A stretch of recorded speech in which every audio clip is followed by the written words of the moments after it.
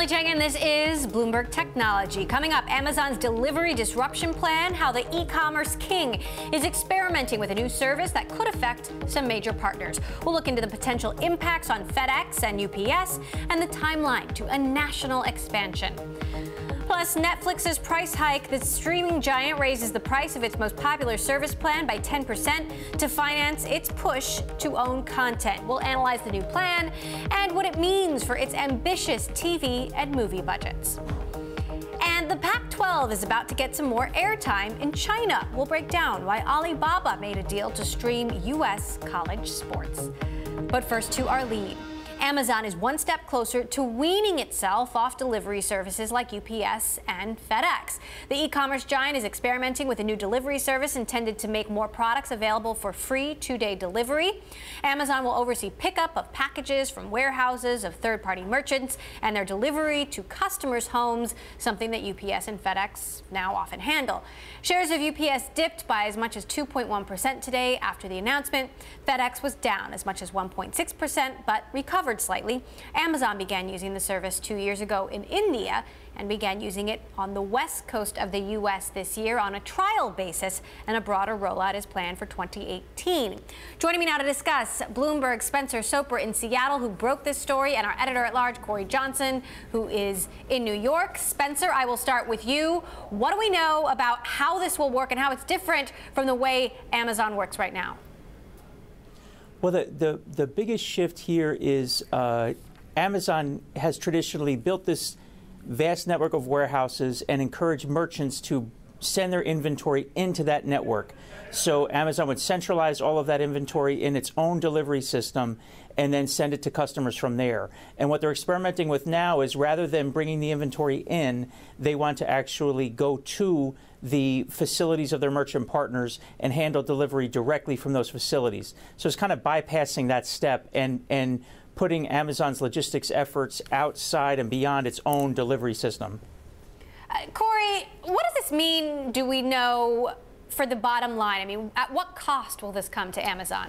Well, it might be quite the opposite. There's some speculation that by taking a union workforce and stripping those people of the potential for this work and really just going with a non-union workforce, that they might save as much as 30% or more on their shipping costs. Ravi Shankar at Morgan Stanley has done a lot of work on this, and what he's suggesting is that this will go from a massive loss center, if you will, to a potential profit center. If you look at the losses that Amazon has racked up over the last few years for shipping, they are substantial. Now, as Amazon's business has grown, those losses have grown.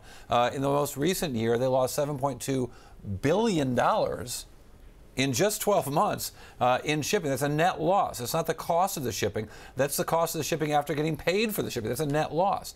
But even more disconcerting, as a percentage of revenues, that number got a little worse for Amazon in 2016, about 5%, a little more than 5% of sales. So on a percentage basis, you know, that's one of the things you look at, is not just how much are they losing, but how much of their sales are they giving up in terms of shipping costs. So if that number were to even just be break even, let alone profitable, it really changes the income statement for Amazon. So they can do what they always do, either lower prices some more or start to suddenly have a little bit better looking business and a profitable business, but greatly at the expense of UPS, which probably has 5 to 7% of its revenues coming from Amazon.com, and at FedEx, which has about 3% of its revenues coming from Amazon.com. UPS ended the day slightly down, FedEx slightly up. Spencer, what do we know? I mean, we know that FedEx and UPS will still have some sort of relationship with Amazon, but down the line, could that become no relationship with Amazon?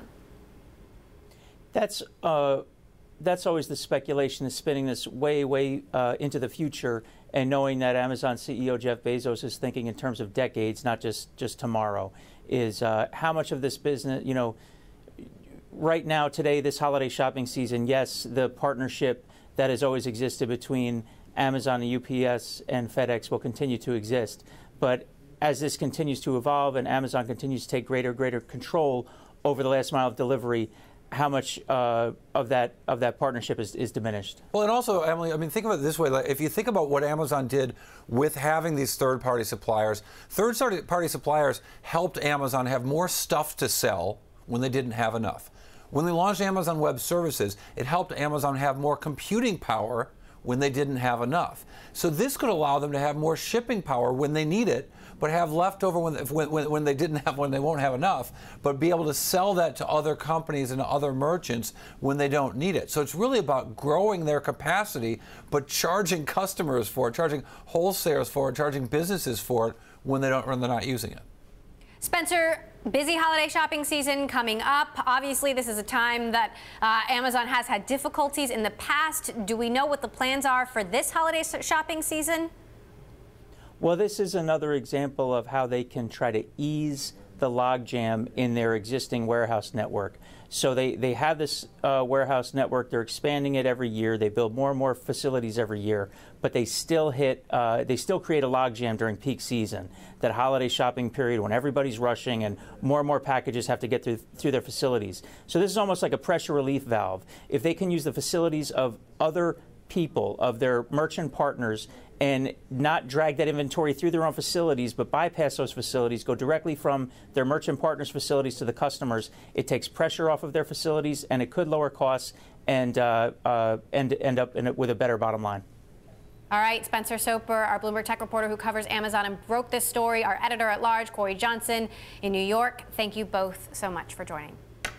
All right, Russian hackers have allegedly breached the NSA, stealing data on U.S. cyber defenses. That's according to the Wall Street Journal. The report says hackers working for the Kremlin targeted an NSA contractor who removed highly classified material and put it on his home computer. They were able to do so because the contractor used Russian-based Kaspersky Labs antivirus software. The incident occurred in 2015, but wasn't discovered until spring of last year. Both the NSA and the Kremlin have declined to comment. Up next, we continue our coverage of Amazon's efforts to take on FedEx and UPS. We're talking to the CEO of Boxed, a startup that is also aiming to disrupt the delivery game. And Bloomberg Technology is live streaming on Twitter. Check us out at Bloomberg Tech TV, weekdays, 5 p.m. in New York, 2 p.m. in San Francisco. This is Bloomberg.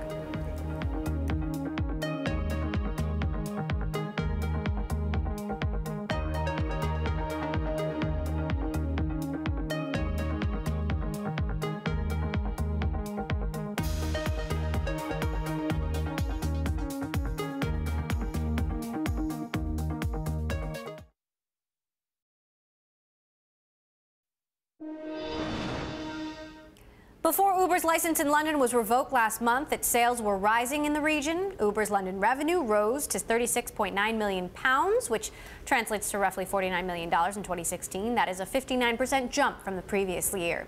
The company continues to operate in London while it seeks an appeal to the stripping of its license to operate there.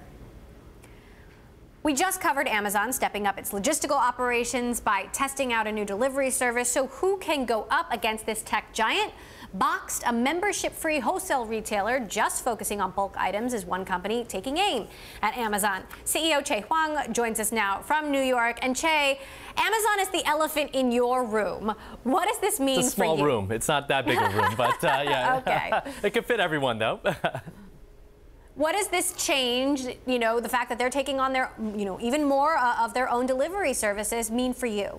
It means we have to move even faster. So I feel like these days, if you do anything online, let alone sell stuff online, you really have to control as much of the value chain as you can. And so that's what we're doing. And so between writing our own warehouse management software to now, as you see on the screen, building our own autonomous guided vehicles within the facilities to make pick and pack even more efficient, these are the things that retailers need to do today in order to truly compete. We sell a different assortment than Amazon. We only sell large items, a ton of B2B items, and we have a really big private brand. But at the same time, though, we still sell food online. And if that's the case, we have to be as efficient as possible. So we're looking at your in-house robots. These are powered by Tesla batteries. Amazon has robots in their warehouses too. How does what you have differ from what they have? For us, it allows ultimate efficiency customized for our business. On average, we sell close to 10 items per order. So a lot of the robots that you see in Amazon facilities, they're not able to really handle those orders well. So everything sits on a pallet. And so if you think about it, every single consumer order that we have, if you have 10 robots backed up for every pack table, it just becomes untenable. So these robots, in effect, go along almost like a train and divert off only when they need something on any given pallet. So we've done millions and millions of dollars of automation, and this is our first foray into true automation that's built even the hardware in-house. So what's the next step here? I know this is just the beginning for you, but do you see full end-to-end automation? I mean, what's next? Yeah, one day we're going to be so advanced that they can automate the CEO job, and so I won't even have a job. But for now, though, I think it's really seeing how efficient these robots can really be for us, and also to find potentially an even better kind of battery supplier. The battery supply of these robots, we use Tesla batteries right now. They're good, and we're pursuing other potential partnerships for folks that can give us even longer charge cycles for this fleet of carts that we're building. I'm just imagining what it would be like to interview Boxed robot CEO. It would be a lot better. You said earlier, Chieh, that it's a small room and there's room in there for everyone. But there is a question of whether or not that's true. Some people say that these delivery issues are the only thing that stands between Jeff Bezos and domination, and that Amazon is increasingly, pushing other retailers out of the game. Could that happen for you? Absolutely, and I think we're not so full of hubris to say, oh man, we have an Amazon-proof business. At the same time, though, when you look at the evolution of retail, there's always been very, very dominant retailers and other folks that have kind of built their own niches, have been successful at concentrating and staying focused on a particular business consumer or business set or consumer set, have become very successful. You look at even in the offline world, Costco versus Walmart. Walmart is a Fortune 1 company. At the same time, though, Costco is not as big as Walmart and has yet built a very strong business in the shadow of Walmart in the offline world. So in the online world, we have to stay focused on limited SKU, large format only, our B2B consumer, and our private brand, and I think we'll be all right.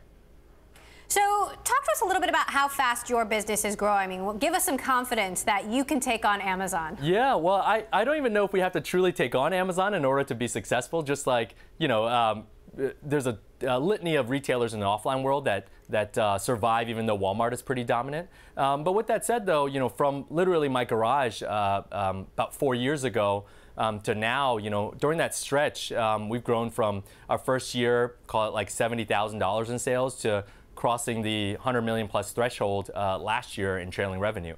And so to go from that and just a few folks in the garage to where we are today, including the automation that you see, it's been the ride of a lifetime, but I think we're just getting started. So there's so much more revenue and more growth to be had, because when you think about it, we sell snacks, we sell toilet paper, we sell things that all Americans use on a daily basis. And when you look at the history of retail, online or offline, there's never been a single retailer that captures over 90% share of food or everyday consumables. All right, Chieh Huang, CEO of Boxed. We'll hope to have you back in 5 years or so when you've been replaced by a robot. Thank you. Not. Thank you so much. All right, Boeing now is expanding into autonomous aircraft with the acquisition of Aurora Flight Sciences. Aurora's portfolio includes robotic co-pilots, drone cargo, aircraft, and unmanned air taxis. The company is already a longtime partner of Boeing and also has projects with Uber and the Pentagon. Terms of the deal were not disclosed. Coming up, Google unveiled the second generation of its most popular devices. So why the push into an already crowded market? We'll catch up with the company's senior vice president next. This is Bloomberg.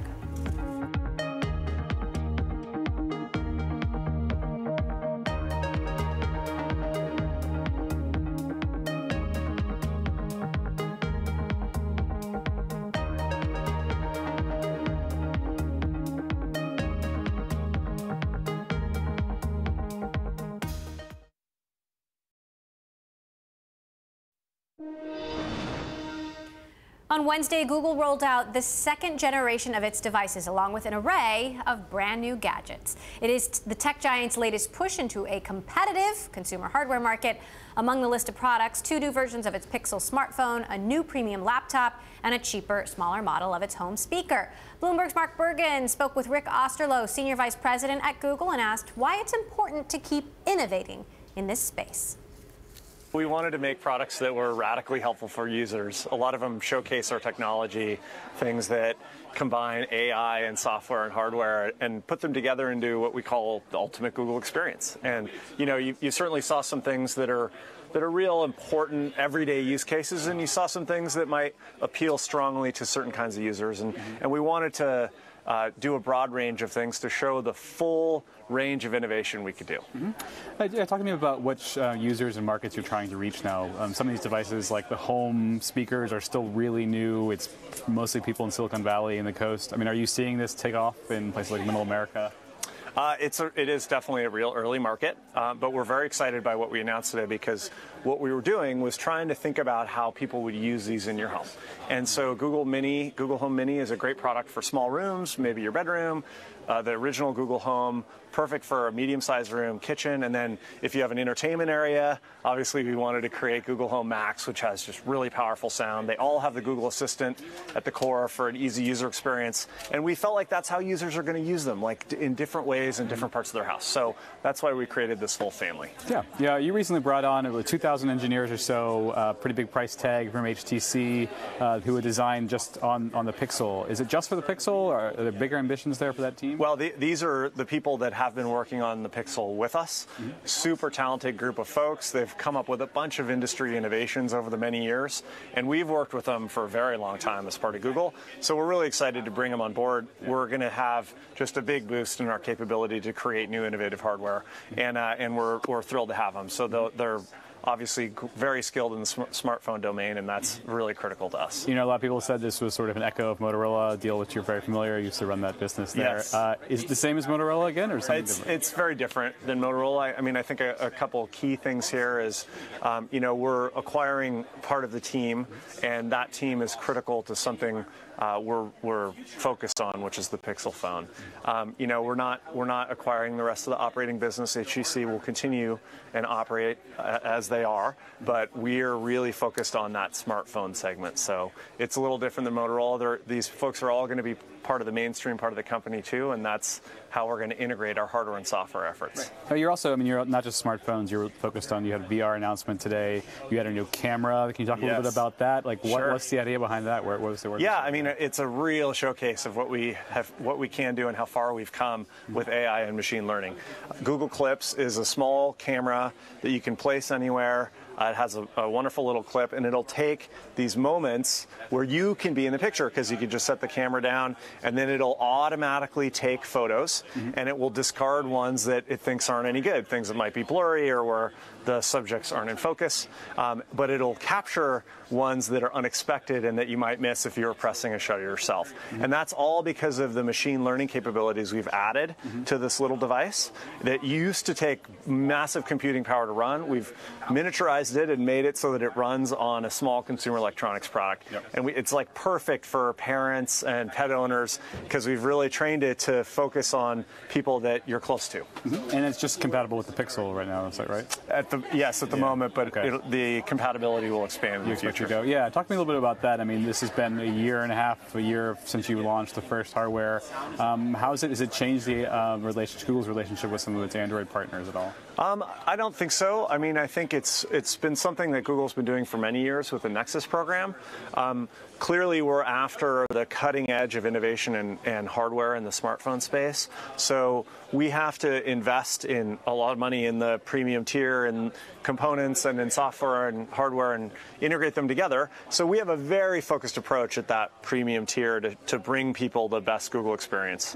And probably more importantly, we've got a wide portfolio that looks at a number of different areas. It's not all focused on smartphone. We introduced today a new Chromebook called the Pixelbook, and of course the speaker family. So there's a lot of efforts we're doing. Yeah, the speaker, the natural competitor we talk about a lot is Amazon, which just they probably put out a speaker since we've been talking here. But how are you setting your strategy apart? What's the Google hardware and home speakers look different than Amazon?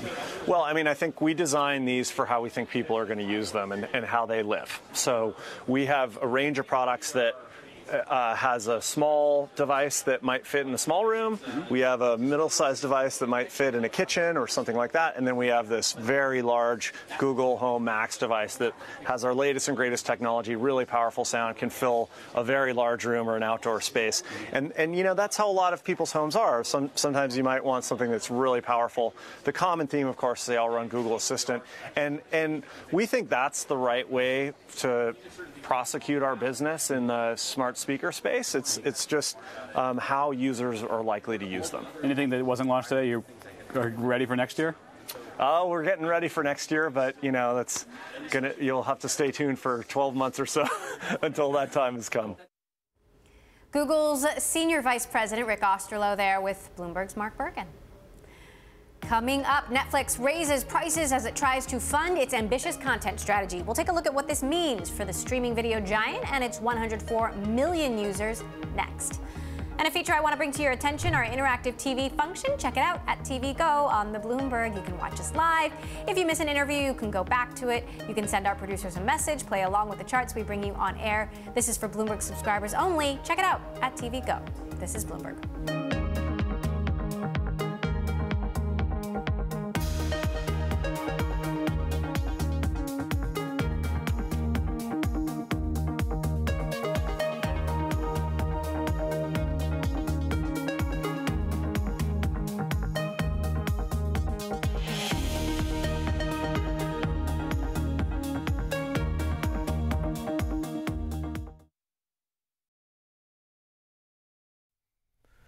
I'm Mark Crumpton in New York. You're watching Bloomberg Technology. Let's begin with a check of First Word News. The National Rifle Association says the so-called bump stocks device that the Las Vegas gunman used to turn semi-automatic rifles into fully automated weapons should be, quote, subject to additional regulations. The NRA added U.S. officials should review whether the devices comply with federal law. 58 people were killed in the massacre, hundreds more wounded. Meantime, senior congressional Republicans are open to considering legislation banning those devices. The House Democratic leader Nancy Pelosi says the massacre gives gun control legislation more urgency. We must act to, it's really a daily tragedy. Do you know that there are, if you, 4 is the measure of mass tragedy, and there are probably an the average of 1 a day in our country where there's an episode where 4 or more people are killed. It's like 270 some already this year. Investigators trying to determine a motive behind the Las Vegas massacre are looking into whether gunman Stephen Paddock scoped out bigger music festivals in Las Vegas and Chicago and perhaps Boston's Fenway Park. Authorities say he booked rooms overlooking the Lollapalooza Festival in Chicago in August and the Life is Beautiful show near the Vegas Strip in late September. Democratic members of Congress held a rally outside the Capitol today, the deadline for immigrants living in the country illegally to submit their application to stay in the U.S. under the DACA program. President Trump wants to end the program and has called on Congress to come up with a law to protect them. About 40,000 Dreamers have yet to turn in their paperwork. I'm Mark Crumpton. This is Bloomberg. It's just after 5:30 p.m. here in New York, 8:30 Friday morning in Sydney. My colleague Paul Allen has a look at the markets. Paul, good morning.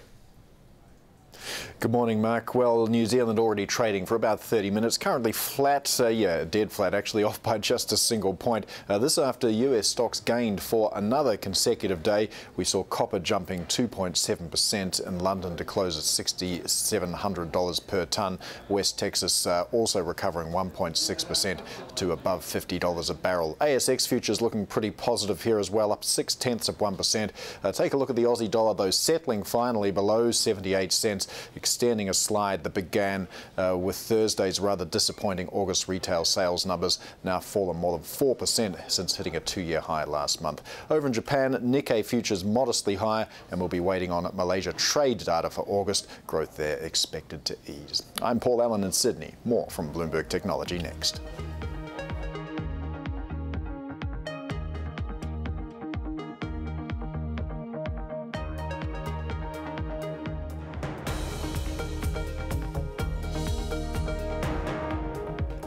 Welcome back to Bloomberg Technology. I'm Emily Chieh. Netflix is raising its prices once again. Netflix will now be charging $11 a month for its most popular U.S. service plan, a 10% hike.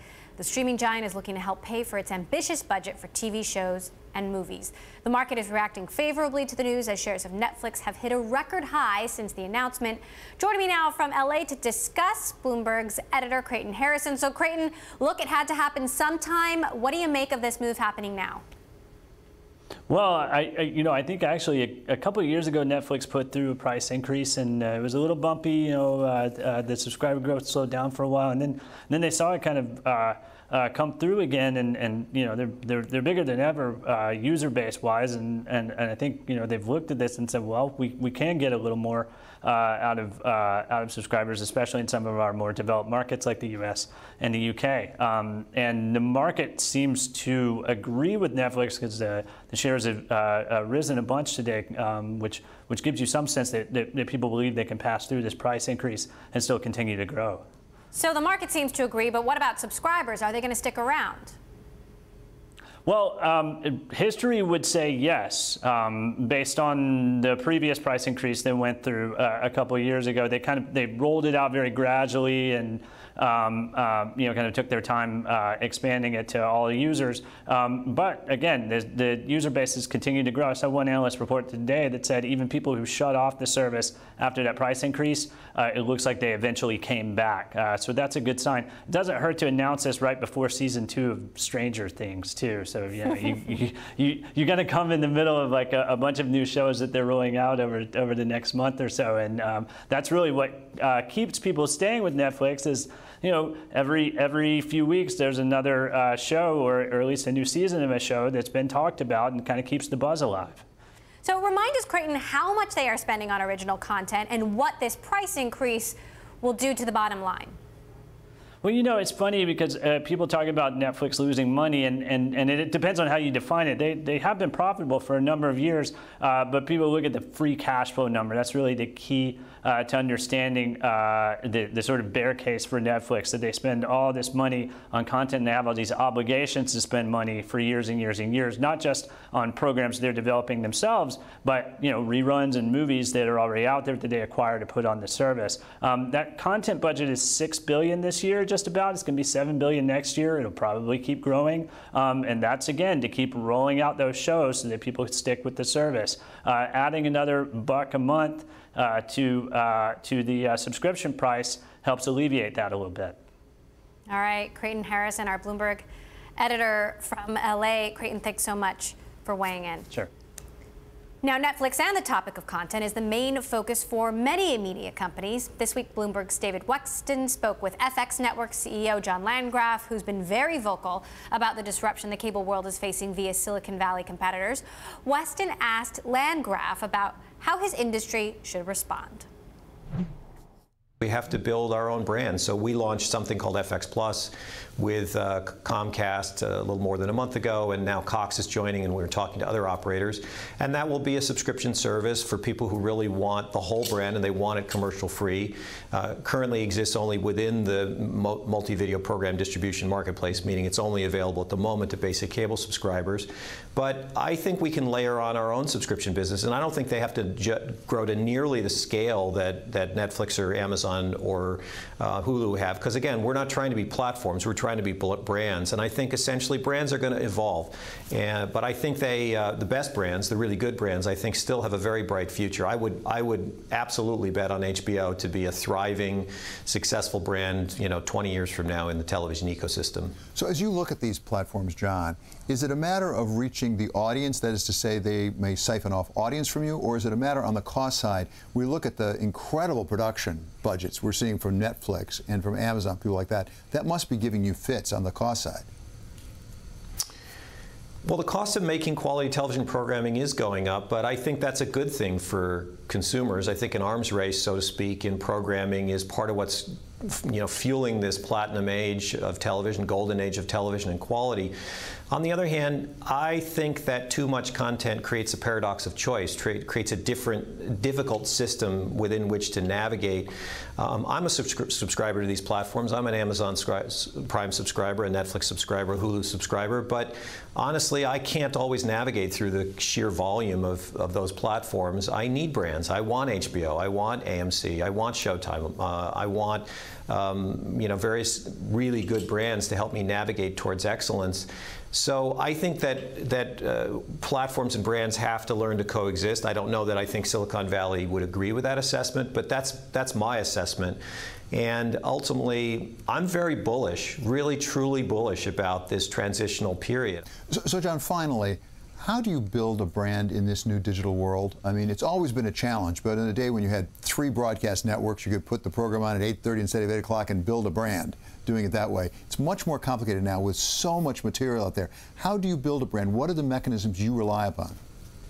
You know, I really rely on, I guess I'd say, a similar mechanism to what an editor of a magazine or a newspaper or perhaps a channel relies on, which is you have to be a curator. You have to stand for something in terms of the editorial quality of what you do.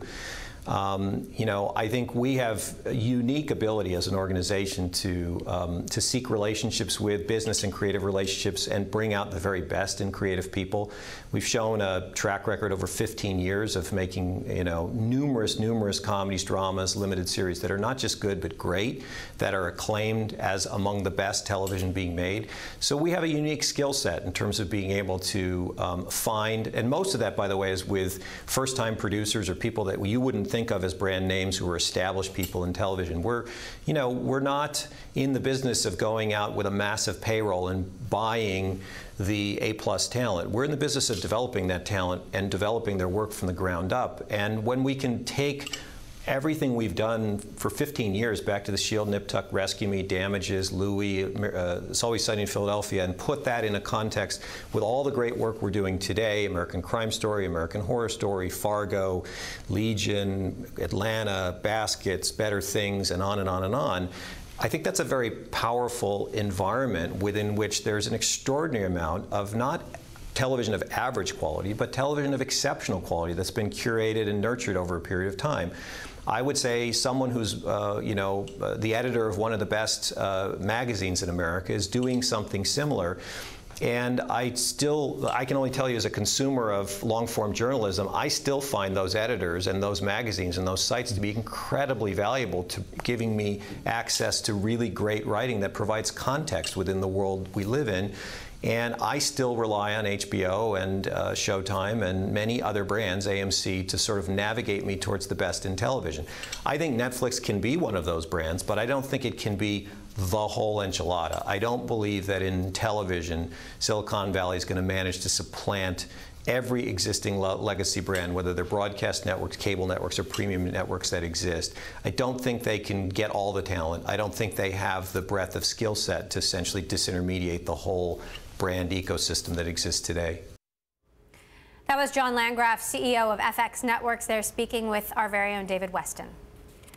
Well, Harvey Weinstein, the movie mogul famous for releasing Oscar winners like The English Patient and Good Will Hunting, has taken a leave of absence from his production company following allegations of sexual harassment raised in a New York Times article. Actress Ashley Judd is among those claiming to have been harassed by the producer. Weinstein, best known as the founder of Miramax, has reached at least 8 settlements with women, the newspaper reported. An attorney advising the producer said in a statement, quote, he denies many of the accusations as patently false.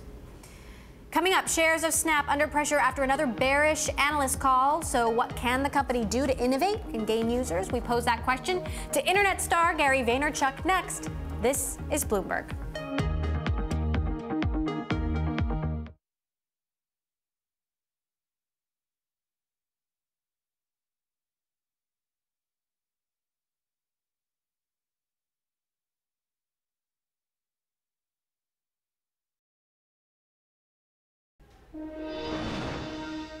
Now to a stock we are watching. Shares of Snap are under pressure. The estimates for Snap's next 3 fiscal years were cut at Needham after research showed smaller spending by new advertisers and tough competition from Facebook and Instagram.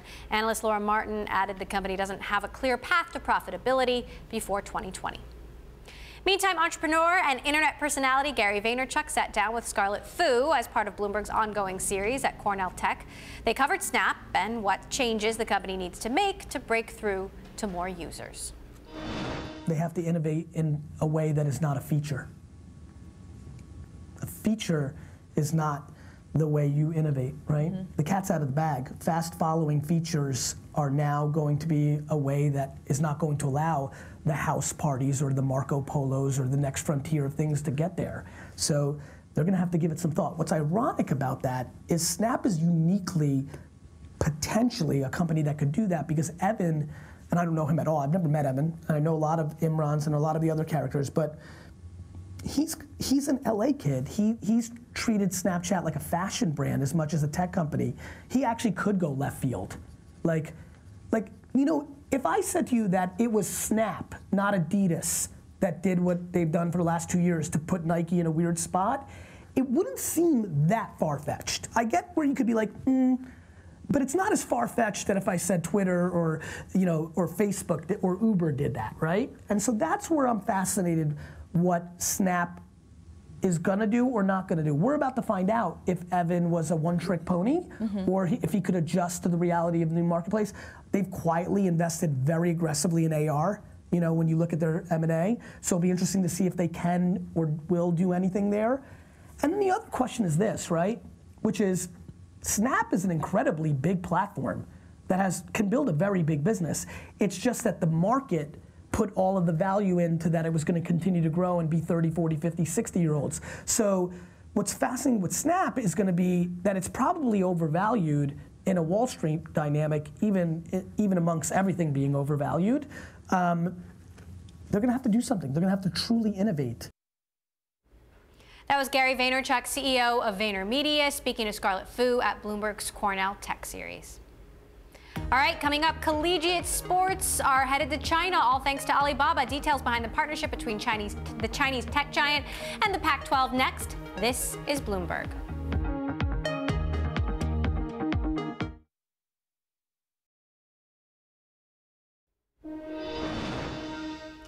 The college sports conference, the Pac-12, is about to get a lot more airtime in China. Alibaba has acquired the rights to broadcast Pac-12 sports across China through 2024. The deal marks the first time a college sports network will be made available in China. Our Bloomberg editor-at-large, Corey Johnson, sat down with the Pac-12 commissioner, Larry Scott, and asked how big a deal this truly is. It's a really big deal for us. You know, we're the first conference to really have a comprehensive partnership outside the U.S. They're going to help us distribute a vast amount of content, 175 live events to the Chinese audience, as well as help us continue to have a regular season basketball game in China. So it's a big milestone for us. Is there one sport in particular that's dominant? Obviously college football and Pac-12 is so huge with such great powerhouses like Stanford, USC, Cal, Oregon, and beyond. Well, the Chinese audience loves prestigious brands. And our Pac-12 universities, some of the ones you mentioned, you know, some of the most well-known education brands. I just threw both Arizona and Washington under the bus. My apologies, but you know. We've got 12 amazing brands. But the interest in U.S. higher ed amongst the Chinese audience is very significant, as well as Olympic sports generally. But I'd say amongst all the sports, basketball has the most interest. The NBA's done very well in China. The Chinese play and love basketball. And one of the interests in the Pac-12 is they know so much about basketball. They want to see where the NBA stars come from. And they're fascinated to see the highest level of amateur athletics and amateur collegiate athletics twinned with higher education. It's kind of a novel concept. And you're going to have a game, as you mentioned, also in China. Yes, we're the only conference that's got a regular season basketball. This is an exhibition game. And I wonder, you know, too, when we look at how this partnership works on a technological basis, that's really interesting to me as well. Yes, so we, you know, in order to make this partnership work, they're going to distribute 175 live events. If we were still relying on satellite delivery and all the costs and logistics involved in that, we probably couldn't do it. But, you know, digital transmission has really allowed us to keep our costs down when it comes to the international distribution of our content on the one hand. On the other hand, the connectivity we've got with each of our campuses allows us to produce, in a very efficient way, a huge quantity of events. So on the Pac-12 networks, here in the U.S., we produce 850 live events per year. And the quality is good enough that you can take a game from Eugene and edit it in San Francisco and broadcast it in China, and it's the same quality that we would have seen on ESPN 5 years ago? You would not know the difference. It's remarkable. It seems to be the other aspect of it isn't just about doing a Pac-12 football game that might get a lot of carriers, a lot of interest, but you could do a women's swimming match at Cal that might not have ever seen TV because your cost of production is so much lower, and you've got your own network where you can put the stuff out. Yes, well, that's really why we created the Pac-12 networks, to be masters of our own destiny, to control. And it's kind of true to our mission. You know, in the past, we'd just license all our rights to ESPN, Fox, or others, and we still license half of our football games and about 70 men's basketball games, and that brings in significant revenue for our schools, significant exposure. But for the other football games, basketball games, and all these Olympic sports that might not have an ROI for an ESPN or Fox, so they won't telecast them, we care. You know, our mission is to promote the broad-based competition across all these sports. We've got 7,000 student athletes across 35 different sports. And these are the best of the best swimmers, track and field, soccer, rowing. And we want to promote these student athletes. We want to make our alumni and fans have access. And so we invest. We invest to produce these events and expose them. So on top of football and basketball games on the Pac-12 network, we've got 750 other events that otherwise would not be on TV. Pac-12 Commissioner Larry Scott there with our editor-at-large, Cordy Johnson. Joining me now for more from Hong Kong, Bloomberg's Stephen Engel. And Stephen, what do you make of Alibaba's interest in U.S. college sports? Yeah, it kind of fits into the pattern of what Jack Ma has been trying to do. And also Joe Tsai. Keep in mind, Joe Tsai went to Yale University. He was a lacrosse player there. And in fact, lacrosse, I saw in this press release, is going to be one of those Pac-12 sports that's going to be broadcast in China. Go figure there if there's a lot of audience for lacrosse. But again, it's the basketball, it's football. Jack Ma told me they want to go now that China has become much more of a middle class, an aspirational society. They want to go healthy and happy. And, Jack Ma, they've invested in Evergrande, Guangzhou Evergrande, the soccer team in China. They want to do more streaming of sports. Obviously, the Pac-12 network, given all the West Coast teams, is going to play into that. 27,000 Chinese national students are at Pac-12 schools, and 12,000 Pac-12 alumni live in China. What's your hunch on how well these games will actually do in China? Yeah, that's debatable, of course. I mean, the NFL's had a long slog to get viewership, and they've had some streaming, of course, in China. But there are some sports that do not necessarily translate. But you know what? Again, this is a marketing tool as well for the Pac-12 to get the eyeballs of the families in China for not only the sports, but also, of course, the academic futures of their children going to the West Coast schools. So it will take some time to get Pac-12 football, but there's some great names there. UCLA, USC, Washington, even my alma mater, Washington State. Hey, they're 5-0 this year. When I lived in China, Stephen, and this was 6-8 years ago, the narrative was about this big brain drain, students leaving China to come to the United States. Is that still the trend? Do you think this will, encourage more students to look at studying abroad, or are more students choosing to stay at home and study in China? I think actually, looking to the United States is still the holy grail for many students. Of course, in China, there's a lot of prestige going to universities in the United States. I think that is going to continue, especially with a lot of the children who are of college age. Still the one-child policy. The families want the best for them, and they, kind of see the United States and the universities there as the best. All right. Bloomberg's Stephen Engel, our North Asia correspondent. Thank you, Stephen, as always, for joining us this morning from Hong Kong. That does it for this edition of Bloomberg Technology. All next week, we will be broadcasting live from the GeekWire Summit in Seattle, speaking to Yaxing Zhang, the president of Baidu, Starbucks CEO Kevin Johnson, and Andy Jassy, CEO of Amazon Web Services. Do not miss our exclusive interviews all next week, right here on Bloomberg Television. This is Bloomberg.